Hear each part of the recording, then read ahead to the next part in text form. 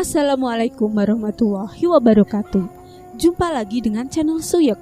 Kali ini saya akan membawakan cerita horor yang berjudul Tali Pocong Bayi. Cerita kali ini datang dari penulis horor kawakan di Twitter yang akan membahas ceritanya dari seorang narasumber di Kota Malang.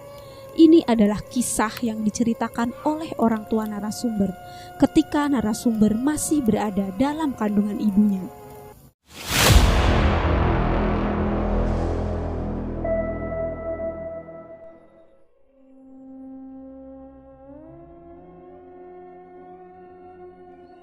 (1960) di pedalaman kampung di Kota Malang.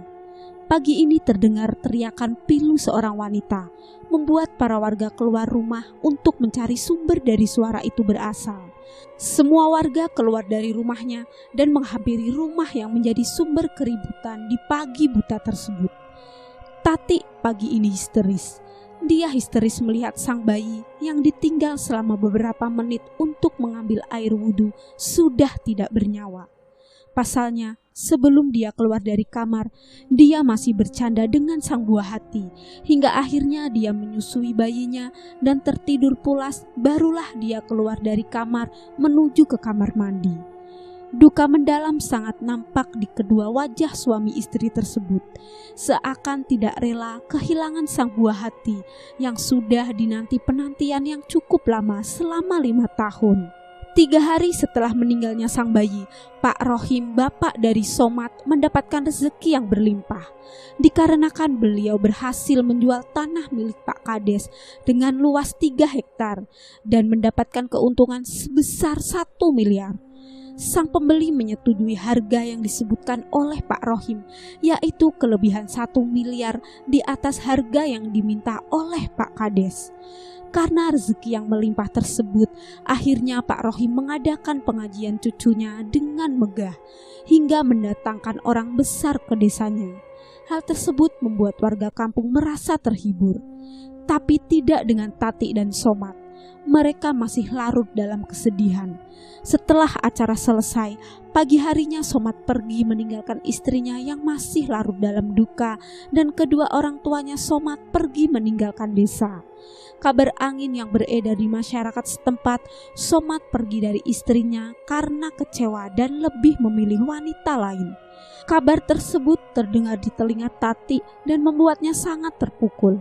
Tati mengalami depresi berat dan yang mengurus Tati dengan sabar adalah ibu mertuanya. Seminggu sebelumnya, Pak Kades tidak sengaja bertemu dengan Pak Rohim di kantor kepala desa. Pak Rohim hendak menanyakan surat-surat yang harus disiapkan untuk membuat berkas cucunya nanti. Dia mendengar sekilas pembicaraan Pak Kades. Dia mendengar sekilas pembicaraan dengan Pak Kades dengan orang lain yang berada tak jauh darinya. Iya, yang di pinggir jalan besar itu, yang ada beberapa pohon jatinya, tolong dipaksakan. Luas tanahnya sekitar 3 hektar lebih. Kalau bisa secepatnya, karena saya harus siapkan uang untuk saya pemulihan berikutnya, ucap Pak Kades yang tak sengaja terdengar oleh Pak Rohim. Baik Pak, saya akan segera pesan tulisan dijual di tanah tersebut. Nanti kalau sudah ada yang menanyakan, saya akan beritahu Bapak, jawab lawan bicara Pak Kades yang lebih terlihat sebagai anak buahnya. Setelah lawan bicara Pak Kades pergi, Rohim segera menghampiri Pak Kades menanyakan perihal tanah yang akan dijual. Maaf Pak, saya dengar Bapak mau jual tanah ya? Tanya Rohim langsung menghampiri Pak Kades yang hendak berbalik masuk ke dalam ruangannya. Pak Kades terdiam melihat Rohim. Saya Rohim Pak, warga desa K. Kebetulan saya suka bantu jualan tanah, ucap Rohim memperkenalkan diri. Oh, Pak Rohim, makelar tanah ya? Iya, saya tahu. Saya sering dengar katanya Bapak cepat sekali kalau menawarkan tanah.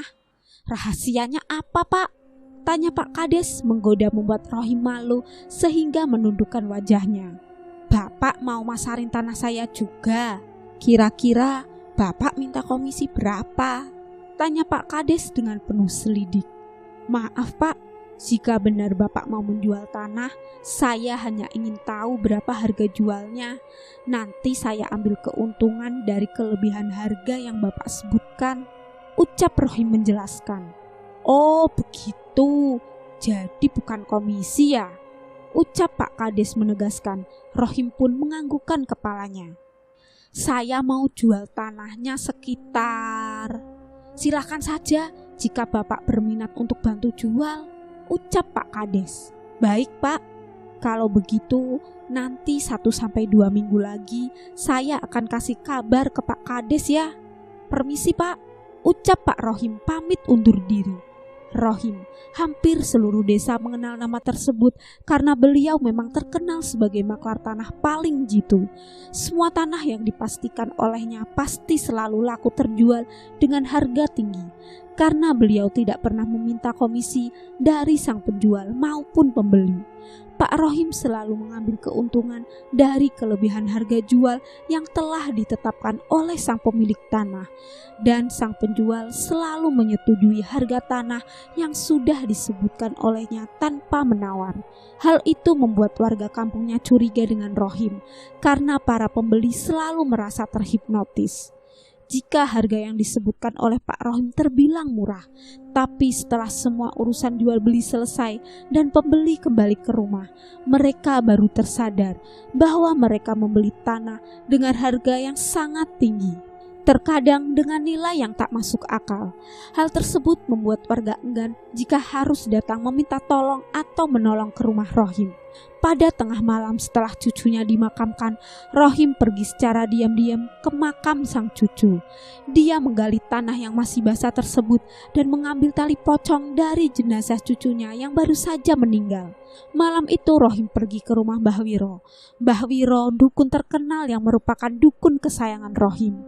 Rohim segera pergi menemui Mbah Wiro setelah mendapatkan tali pocong bayi milik cucunya sendiri. Mbah Wiro membacakan mantra dan merendam tali tersebut ke dalam air kembang 7 rupa. Setelah selesai membacakan mantra, Mbah Wiro mengembalikan tali pocong bayi tersebut kepada Rohim untuk segera dikuburkan di area tanah yang hendak dijual. Kuburkan tali ini di area tanah yang hendak kamu jual, di mana saja, tapi harus saat ini juga. Dan jangan sampai ada orang yang melihat. Setelah selesai, kamu kuburkan tali tersebut, biar perewanganku yang bekerja, ucap Mbah Wiro sambil tersenyum mengerikan. Rohim pun hanya mengangguk dan segera pergi meninggalkan rumah Mbah Wiro.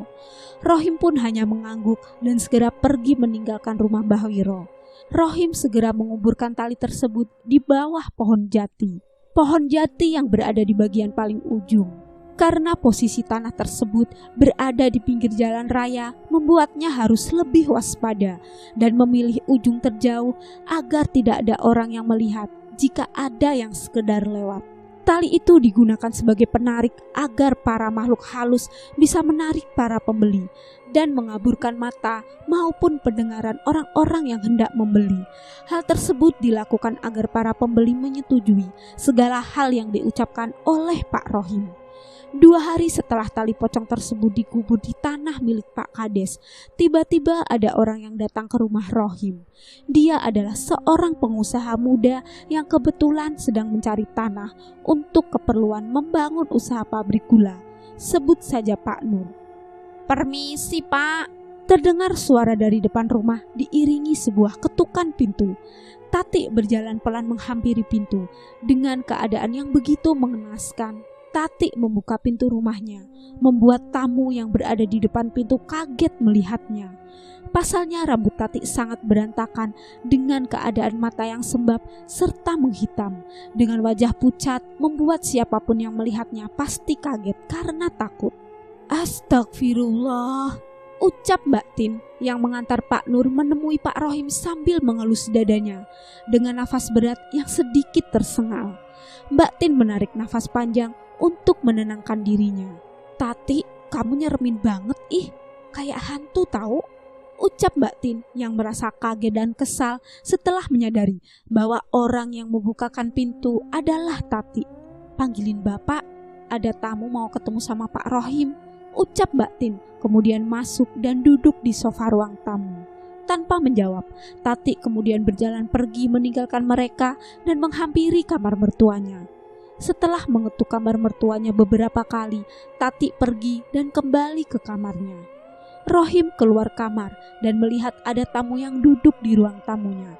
Dengan segera, Rohim menghampiri mereka dan meminta tolong sang istri untuk membuatkan minuman dan menyuguhkan makanan kecil. Setelah berbincang tentang maksud dan tujuan mereka datang, bibir Rohim tak kuasa mengembang, memberikan senyuman terindah kepada tamu yang datang ke rumahnya. Setelah perbincangan singkat di ruang tamu tersebut, Rohim mengajak Pak Nur untuk langsung menuju ke lokasi. Sesampainya di sana, Rohim menjelaskan batas-batas luas tanah tersebut serta keuntungan dan basa-basi yang lainnya, hingga Pak Nur menyetujui nominal dari harga jual tanah yang disebutkan oleh Rohim. Hari itu juga, Rohim menelpon Pak Kades untuk memberitahukan kabar bahagia tersebut dan bertemu di rumah Pak Kades. Segala sesuatu hal selesai hari itu juga. Mulai surat-surat pembayaran dan lain-lain selesai hanya dalam 1 hari. Setelah pembayaran diterima Rohim dan semuanya selesai, segera ia pergi menemui Mbah Wiro dan membayarkan jumlah nominal kepada Mbah Wiro. Mbah Wiro tersenyum melihat kedatangan Rohim dan mereka tertawa bersama-sama. 1 hari setelah anaknya meninggal, Somad melakukan kegiatan yang biasa dia lakukan, memberi makan ternak, membersihkan kandang, dan lain-lain. Pada saat dia akan membakar sampah, dia melihat suatu hal yang ganjal. Somad segera melangkah, menghampiri kuburan ari-ari anaknya. Somad melihat kuburan ari-ari anaknya agak berantakan. Dia terdiam menatapnya. Dengan hati-hati, Somad membuka kendi berisi ari-ari. Ketika dibuka, alangkah terkejutnya Somad. Kendi tersebut kosong, tidak ada isinya. Kemana ari-ari anaknya? Pertanyaan itu membuatnya murka. Hal tersebut membuatnya sadar bahwa ada yang salah dari kematian anaknya. Anaknya sengaja dibunuh. Bukan, anaknya sudah dijadikan tumbal oleh seseorang. Tapi siapa? Muncul pertanyaan lain di kepala Somad, membuatnya harus mencari tahu siapa dalang di balik meninggalnya sang anak. Hari itu Somad tidak melihat sang ayah di rumah, membuatnya bertanya kepada ibunya. "Bapak lagi pergi kemana, Bu?" tanya Somad. "Tadi ada tamu datang ke rumah, terus Bapak pergi sama tamunya," jelas sang ibu. "Sepertinya ada yang aneh sama kematian anakku, Bu." Somad membuka percakapan. Sang ibu terdiam mendengar ucapan tersebut, membuat tangannya teriris pisau. "Aduh," ucap sang ibu meringis karena jarinya teriris pisau. "Ibu hati-hati, pisaunya tajam loh, Bu," ucap Somad menghampiri sang ibu dan menyiram jari ibunya yang berdarah dengan air bersih, kemudian memasukkannya ke dalam mulutnya. Sang ibu melihat wajah Somad dengan penuh iba dan sedih. "Somad mau menanyakan sesuatu ke Bapak. Nanti kalau Bapak udah pulang, kasih tahu Somad ya, Bu," ucap Somad, kemudian pergi ke kamar untuk menemani sang istri. Malam ini ayahnya pulang setelah acara pengajian selesai, membuat Somad kesal. Rohim pulang dengan senyum mengembang lebar di bibirnya dan memberitahukan kabar bahagia tersebut kepada keluarganya. "Hari ini tanah Pak Kades laku terjual. Bapak punya uang banyak," ucap Pak Rohim dengan wajah tersenyum bahagia. Somad tersentak kaget mendengar suara tawa yang menggema. Itu bukanlah hal wajar. Pasalnya keluarga ini baru saja berduka atas kehilangan anak Somad dan Tati, cucu bagi ayah dan ibunya Somad. Tawa sang ayah membuat Somad tersentak kaget. Dia terdiam kemudian melihat ke wajah sang ayah yang terlihat bahagia. Setelahnya beralih ke wajah sang ibu yang tampak cemas melihat Rohim tertawa bahagia. Sang ibu mengalihkan pandangannya ke arah Somad. Dia melihat wajah Somad memerah, giginya saling beradu, menunjukkan kemarahan yang berusaha untuk ditahannya. Malam itu sang ibu menghampiri Somad yang menangis memeluk Tati. Somad memeluk Tati dengan sangat erat. "Maafkan aku," ucap Somad lirih di telinga Tati. "Nak," sang ibu memanggil Somad di depan pintu. Melihat sang ibu, Somat menangis lebih kencang. Sang ibu menghampiri Somat dan memeluknya sangat erat. "Kenapa, Bu?" tanya Somat dalam tangisnya. Sang ibu hanya bisa terdiam memeluk sang anak dan ikut menangis bersama, menangisi seorang bayi yang telah pergi terlebih dahulu. Setelah malam itu, Somat menjadi pribadi yang berbeda. Somat mudah sekali marah kepada ayah dan ibunya. Suasana di rumah itu sudah berbeda, sudah berubah. Di pandangan masyarakat, Somat dan Tati tidak bisa menerima kematian buah hati mereka, membuatnya berubah, depresi, dan menakutkan para warga sekitar. Hingga di hari ke-7, Somat pergi meninggalkan desa. Sebelum pergi, dia memeluk sang istri, meminta maaf atas segala yang terjadi dan berpamitan bahwa mungkin dia tidak akan kembali lagi. Tati yang masih tenggelam dalam duka tidak begitu mendengarkan segala ucapan Somat. Tati hanya menjawab, "Hati-hati Mas di jalan, nanti pulangnya bawa mainan untuk anak kita ya." Ucap Tati membuat Somat kembali menangis. 2 minggu setelah kepergian Somat, Tati semakin parah. Tati sudah hilang, tenggelam dalam kesedihan. Ibu mertuanya setiap hari dengan sabar membersihkan badannya, menyuapinya makanan, dan menemaninya.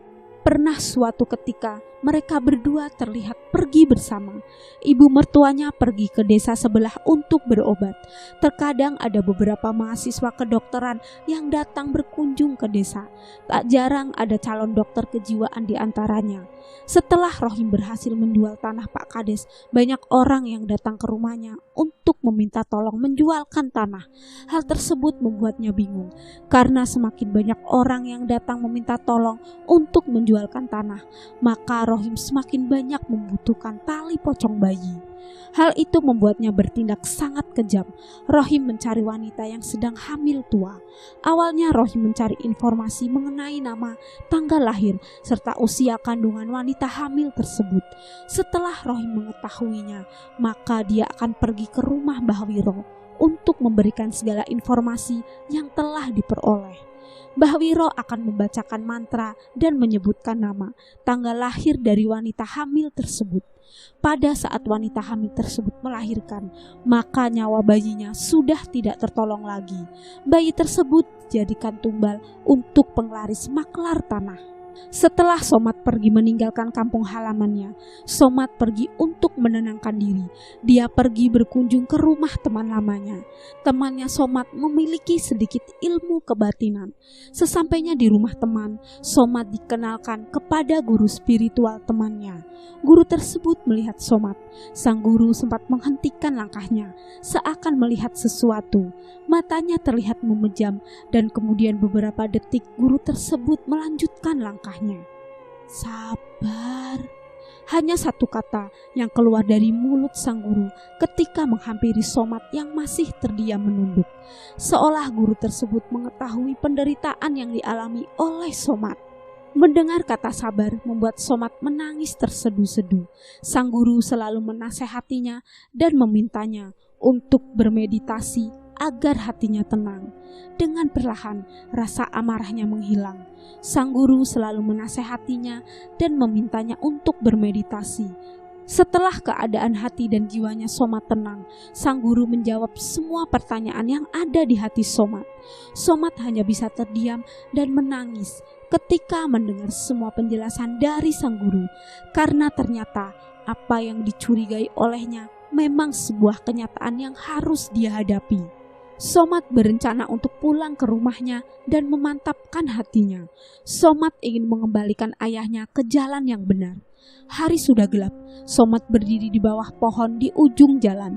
Dia melihat rumahnya dari kejauhan. Dengan hati yang mantap, dia melangkahkan kakinya. Akan tetapi, dia melihat seseorang berjalan keluar dari rumahnya. Somat melihat punggung yang tidak asing baginya. Somat mengikutinya dengan hati-hati dari belakang. Somat mengikuti sosok tersebut dan terdiam mematung sejenak. Somat mengangkat kepalanya dan membaca papan yang berada di atasnya. Somat memejamkan matanya dan menghela nafas, kemudian melanjutkan langkahnya. Somat mendengar suara seperti hantaman benda ke tanah. Dengan perlahan, dia menghampiri sumber suara tersebut dan bersembunyi di balik pohon asem yang besar. Somat memperhatikan laki-laki tersebut sedang membongkar makam yang masih basah. Itu adalah makam baru, terlihat dari kuburan bunga segar yang berada di sekelilingnya, dan tanahnya pun masih merah basah. Somat masih memperhatikan sampai ketika laki-laki tersebut memasukkan sesuatu ke dalam kantung berwarna hitam. Sekilas dia melihat seperti kain putih. Setelah laki-laki itu menaruh kantung berwarna hitam ke dalam sakunya, laki-laki itu naik ke atas dan merapikan kuburan tersebut. Betapa kagetnya ketika dia melihat tulisan yang berada pada batu nisan tersebut. Lahir 19 Maret 1963 dan wafat 19 Maret 1963. Tanpa sadar air matanya membasahi pipi. Somat menangis. Kakinya yang kokoh berdiri kuat menopang badannya tiba-tiba lemas tak berdaya, membuat lututnya jatuh menghantam tanah. Dia terduduk di tanah basah memandangi kuburan yang sudah berantakan di depannya. Somat tersentak kaget ketika merasakan angin berhembus seperti menabrak badannya. Angin itu membuatnya sadar dari kesedihan dan dia kembali berdiri. Somat mencari jejak laki-laki tersebut di dalam kegelapan malam. Somat mengikuti jejak tanah merah basah yang ada di setapak jalan dan berhenti di ujung jalan. Somat melihat di sekeliling terdapat banyak sekali pohon tinggi menjulang seperti di hutan. Dia kembali melihat ke satu titik cahaya yang ada di dalam rimbunan pepohonan. Terlihat laki-laki itu berdiri menemui orang tua dengan pakaian serba hitam. Tapi Somat tidak bisa melihat raut wajah laki-laki tersebut. Wajahnya seperti tersamarkan, membuatnya sedikit kebingungan. Setelah itu, laki-laki tersebut pergi menuju ke sebuah rumah. Somat mengikutinya hingga laki-laki itu berdiri di belakang rumah tersebut dan berjongkok. Beberapa menit kemudian, laki-laki tersebut berdiri dan pergi melangkah menuju arah rumahnya, memasuki rumah Somat. Ya, itu adalah ayahnya Somat. Melihat hal tersebut, Somat hanya mengelus dada dan beristighfar. Dia tidak menyangka bahwa sang ayah masih melakukan hal tersebut, menggunakan penglaris tali pocong bayi untuk menjual tanah. Somat berusaha menyadarkan sang ayah bahwa hal tersebut adalah sesat dan tidak berkah. Akan tetapi sang ayah tidak mau mendengarkan dan marah kepada semua orang yang mengingatkannya, membuat sang ayah murka dan mengusir semua orang yang bertentangan dengannya. Hingga akhir hayatnya, ayah Somat sendirian tanpa ada yang mengetahui penyebab kematiannya. Rohim ditemukan oleh warga yang mencium bau tak sedap ketika melintas di depan rumah dengan pagar tinggi. Mayatnya yang sudah berlendir dan bau sekali. Menurut informasi, biasanya Rohim menumbalkan bayi untuk penglaris. Dilakukan ketika bayi masih berada di dalam kandungan sang ibu. Kehamilan harus sudah masuk usia kandungan 8 bulan atau akan segera melahirkan. Pelaku harus mencari tahu nama, tanggal lahir, serta nama ayah dari wanita yang sedang hamil tersebut untuk disampaikan kepada sang dukun. Jika hal tersebut dilakukan, maka wanita yang hamil tadi akan melahirkan bayi dengan keadaan sudah tidak bernyawa. Tapi jika ingin mengorbankan bayi yang sudah lahir, harus mengambil ari-ari dari bayi tersebut.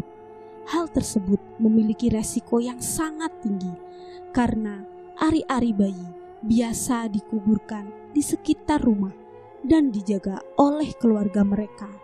Selesai. Oke teman-teman, sekian cerita dari saya. Wassalamualaikum warahmatullahi wabarakatuh. See you next time. Bye.